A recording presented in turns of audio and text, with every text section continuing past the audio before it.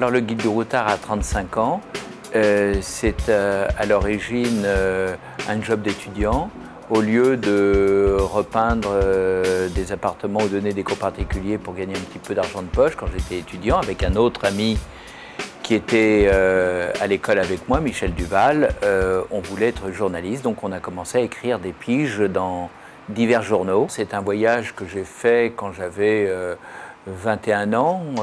Je suis parti en Inde par la route des Indes. C'était une grande tradition de l'époque, en stop sur les 3/4 du chemin.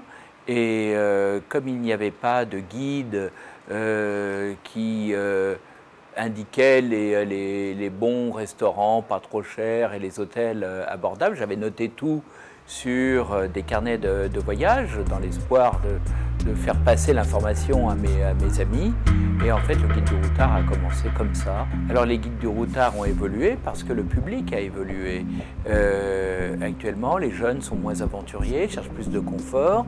Donc de plus en plus, au fur et à mesure des années, on a sélectionné des hôtels de charme, des hôtels plus confortables, des restaurants parfois un peu gastronomiques, sans oublier les bons rapports qualité-prix. Ça, c'est un leitmotiv que l'on trouve constamment. Je remarque que ce qui est très cher, donc les palaces, les voyages un peu exorbitants, même pour ceux qui ont encore les moyens, deviennent indécents.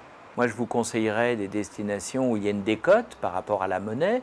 Première évidente, c'est les États-Unis, avec l'effondrement du dollar. N'oubliez pas que l'euro est encore très solide. Le routard n'est pas trop touché par la crise. Pourquoi? Parce que nous, comme notre leitmotiv depuis longtemps, c'est voyager pas cher, c'est le meilleur rapport qualité-prix. C'est vrai qu'il y a une clientèle haut de gamme qui vient sur le guide du routard, qui ne serait pas venue sans la crise. On essaye de parler simplement, avec quelques petites pointes d'humour, parce que les gens sont en vacances, ils sont sur une période de détente et on peut apprendre sérieusement sans se prendre au sérieux.